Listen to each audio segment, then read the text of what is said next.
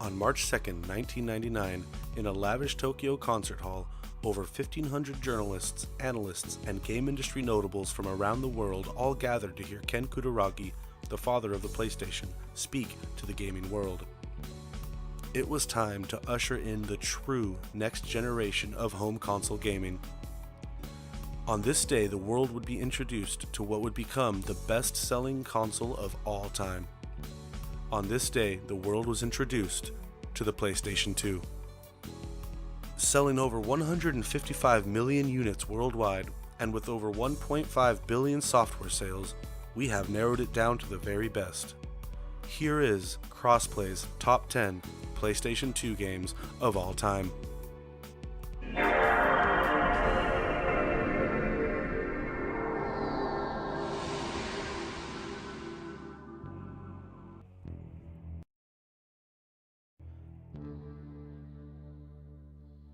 The fourth game in the Medal of Honor series is also the first to be developed by EA. In Medal of Honor Frontlines, the player takes the role of Lieutenant Jimmy Patterson as he fights his way across Europe and into Nazi Germany during World War II. Nobody will ever forget the opening scenes as your squadron lands on the beaches of Normandy.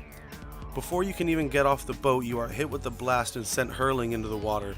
As your character opens his eyes underwater, he is met with the gruesome sight of seeing his friends and squad mates being torn to shreds by bullets.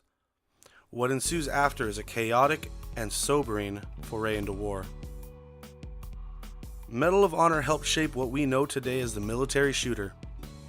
Call of Duty may have perfected the formula, sure, but Medal of Honor gave them the foundation upon which to build greatness, and we have not forgotten.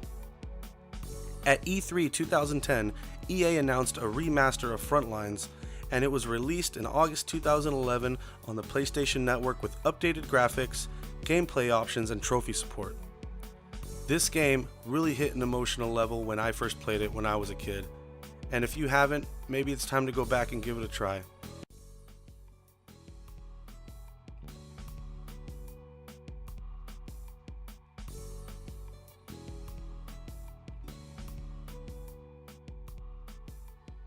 The Simpsons Hit and Run was originally envisioned as a sequel to The Simpsons Road Rage, which was an homage to Sega's Crazy Taxi. This led to Sega suing the developer, Radical. Needing to go in a new direction, Radical used their existing engine from Road Rage, looked to Grand Theft Auto 3 for inspiration, and made something completely amazing. Simpsons Hit and Run was released on September 16, 2003 for the GameCube, PS2, Xbox, and PC and sold over 3 million copies in just 3 years. Throughout its 7 levels, the game has the Simpson family uncover an evil plot by aliens Kang and Kodos to turn the town insane using new flavors of Buzz Cola. Hit and Run is well remembered for its vehicle choice, giving you over 70 vehicles to command, 13 more than Grand Theft Auto 3. I personally played the game through to the end credits when it was released 15 years ago, and I remember every bit of it. It might be time to play it again, and if you haven't played it, it's certainly time to give it a try.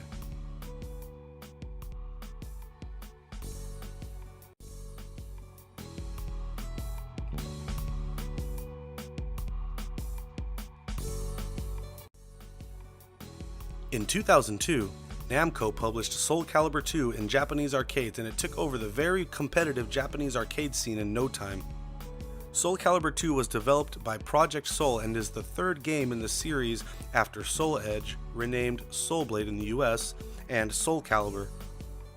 Ported to PlayStation 2, Xbox, and GameCube in August of 2003, with different console versions each getting their own exclusive special characters. PlayStation 2 characters were treated to Heihachi from the Tekken series, Xbox players got Spawn the Demon Assassin, and GameCube players were lucky enough to get Link from the Legend of Zelda series. The game's plot revolves around a group of characters who are either trying to destroy Soul Edge, an evil sword bathed in blood that devours souls, or acquire it for their own selfish ends.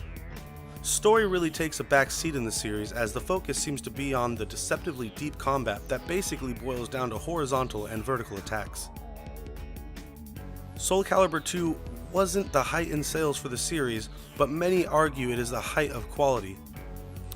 This is basic, perfect arcade fighting at its best, and most addictive, and that's why it is a lock for number 8 on our list.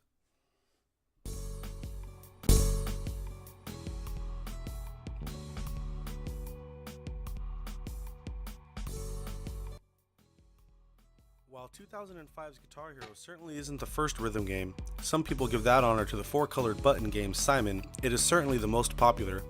Based on the game Guitar Freaks, Red Octane teamed with Harmonix in the early 2000s to create what would become the game synonymous with the rhythm game genre. Using a guitar peripheral modeled after a Gibson SG, players tapped colored buttons in times with 30 of their favorite songs spanning from the 1960s to 2005. Guitar Hero took the gaming market by surprise, garnering more acclaim and sales than either developer Harmonix or publisher Red Octane predicted, selling more than $45 million worth of units in 2005 alone and over 1.5 million units by the end of 2007, spawning a franchise that gave us 5 sequels and astoundingly made over $2 billion in lifetime sales. In 2006, Activision purchased Red Octane and spent $100 million to acquire all rights to the franchise. Due to its innovation and ability to stand the test of time, it is quite possibly the most influential game of the 21st century.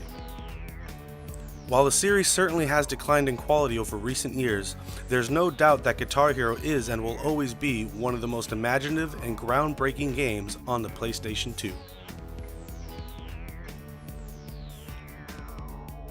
Before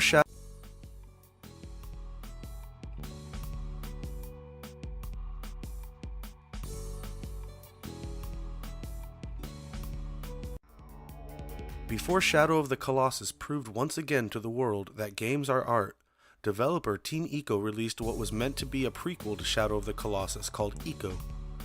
While receiving middling sales, Ico was revered by fans and critics alike for its unique art and gameplay. Team Ico had originally planned to make Shadow of the Colossus a sequel to Ico, but quickly scrapped this idea as game developer and director Fumito Ueda thought that the ending was too final and he didn't want to give up on the universe just yet. Released October 15, 2005, the story follows a young man named Wander who enters a forbidden land and he must travel across a vast expanse on horseback to defeat 16 skyscraper-sized beings called simply Colossi. These peaceful creatures simply live in the game world and have no qualm with you, which is where the game draws its emotional conflict. You must expose all 16 of the Colossi's weakness and kill them in order to restore life to your love, named Mono. This beautiful story not only moved myself, but many others to tears. Shadow of the Colossus immediately took hold in the marketplace, selling through 80% of its stock in Japan in less than a week, and still to this day holds a 91 on Metacritic. In 2017, Sony announced a remastered version of Shadow of the Colossus to be released late in the year on the PlayStation 4. In my opinion, Shadow of the Colossus is one of the most moving and beautiful games of all time, and I'm jealous of anyone who has yet to experience it for the first time.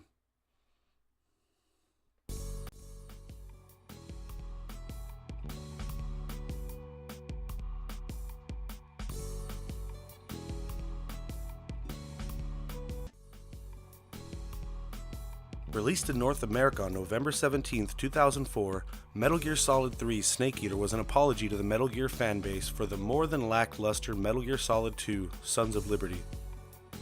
Game director Hideo Kojima has said that he never planned on directing the game, but jumped in about halfway through as he saw development was not going as planned. With Kojima at the helm, Metal Gear Solid 3 Snake Eater has sold nearly 4.5 million units. Part of the reason for this success is the change in setting, ditching the drab urban landscapes for a jungle setting. This change is the reason Konami was able to retain series composer Harry Gregson Williams, who originally backed out of the project because he did not want to make another futuristic, synth-based soundtrack. The best stealth game on the PlayStation 2, Snake Eater is now seen as one of the best games in the franchise, and its legacy lives on through re-releases on multiple platforms. If you're looking for classic Kojima or PS2 era stealth at its best, look no further than Metal Gear Solid.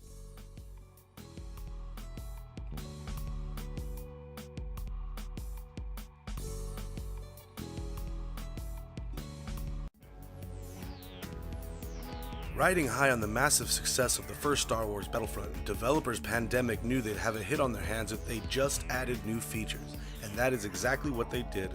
With the addition of playable Jedi, space battles, more control over your squad, and a much more fleshed out campaign. Released on November 1st, 2005, this was the first Star Wars game at the time to give fans exciting and nail-biting space battles utilizing X-Wings and TIE Fighters, among others. Praised across the board for its fleshed out and well thought out campaign, it did receive some flack from critics for its less than intelligent AI and multiplayer that didn't quite stack up to the first game. Star Wars Battlefront 2 is a must-have on any game collector's shelf. The series saw a revival with 2015's Star Wars Battlefront on all major platforms, and it seems that history is rhyming as 2015's effort was met with the same rave reviews, yet the same criticisms as its 2005 counterpart. The game looked beautiful and sounded stellar, but it was a little lacking in content. With the new and improved Star Wars Battlefront 2 being released on all major consoles in fall 2017, with the developer EA promising 3 times as much content as the first, it doesn't look like this franchise is going anywhere, and we couldn't be happier.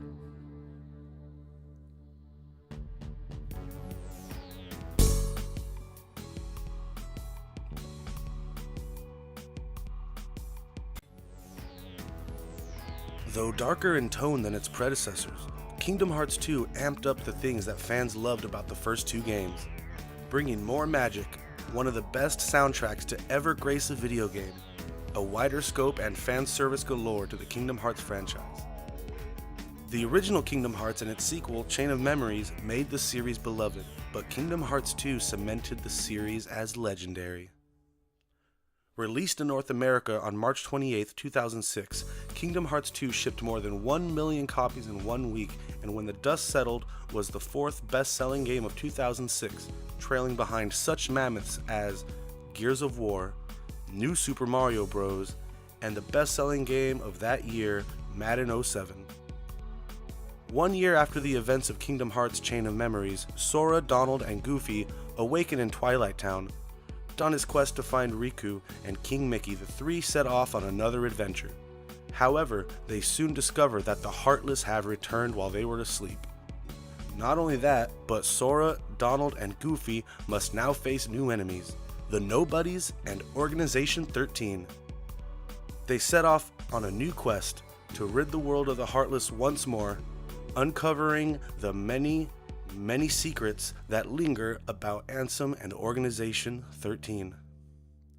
With Kingdom Hearts 3 just over the horizon, Square Enix and Disney fans alike wait with bated breath for the next installment in this magical series. Kingdom Hearts 2 easily secures the number 3 spot on our top 10.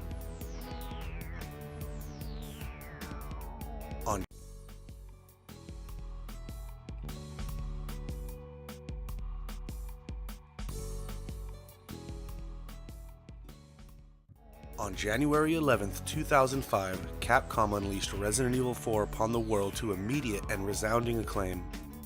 In Resident Evil 4, called Biohazard 4 in Japan, you play as former Raccoon City policeman Leon S. Kennedy as he is sent to rescue Ashley Graham, who has been kidnapped by a mysterious cult. And as if that's not stressful enough, Ashley Graham also happens to be the daughter of the President of the United States. 6 years removed from the events of the previous game, Resident Evil 4 has Leon dealing with open areas and crowds unlike any seen in the game series before. Anyone who played this game remembers their first time dealing with the crazed inhabitants of a nameless Spanish village who have pledged their allegiance to Los Illuminados, or the Illuminated Ones. And we all remember being beheaded at least once by the villager with the flour sack on his head and a chainsaw. Terrifying stuff. With multiple Game of the Year awards across all platforms, Capcom hasn't managed to capture that same balance between action and storytelling with subsequent games like Resident Evil 5 and 6 going in a more action-oriented route. Fans of the franchise weren't as impressed, and it showed in software sales, with Resident Evil 5 and 6 lagging far behind their predecessors. In 2017, Capcom revitalized the franchise by going back to its claustrophobic and survival horror roots with Resident Evil 7 Biohazard. To many, including myself, Resident Evil 4 is the pinnacle of survival horror. Story, atmosphere, action, and tight gameplay are the reasons why Resident Evil 4 is Crossplay's second best game on the PlayStation 2, leaving room for only one champion.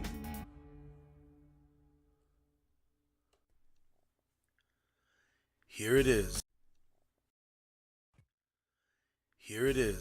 And to nobody's surprise, Grand Theft Auto San Andreas is the greatest game released on the greatest console of all time. To many, this is the pinnacle of gaming. Released on October 26, 2004 for the PlayStation 2 and June 7, 2005 on Xbox and PC, Grand Theft Auto San Andreas is regarded by most as one of the greatest video games of all time, and for good reason. Developed by Rockstar North and published by Rockstar Games, GTA San Andreas gave players an unprecedented amount of freedom and choice with over 250 drivable vehicles including automobiles, buses, semis, boats, fixed-wing aircraft, helicopters, trains, tanks, motorcycles, and bicycles, and that's not even all the modes of transportation available to lead character Carl C.J. Johnson. The story follows CJ as he returns home to San Andreas from Liberty City after his mother's murder. Throughout the course of the story, CJ reignites old gangs, defends turf from rival gangs, battles corrupt police, and slowly unravels the mystery behind his mother's murder. One of the many reasons for Grand Theft Auto San Andreas' success is due to its stellar soundtrack, with dozens of hours of original talk radio and over 150 tracks from such legendary artists as James Brown, Boyz II Men, Boston, Kiss, Stone Temple Pilots, Eddie Money, Willie Nelson, and so many more. Evidence of this game's legacy can be found in the numbers. Released on over 10 platforms, selling over 30 million copies worldwide and being the best-selling game of 2004, there is no doubt, friends, Grand Theft Auto San Andreas is Crossplay's #1 game released on the PlayStation 2. What do you think of our list? Did we leave anything out? Let us know by leaving a comment, and please don't forget to like, comment, and subscribe, and most importantly, turn on notifications so you can get the latest news, podcasts, and top 10s from Crossplay Entertainment. We'll see you next time.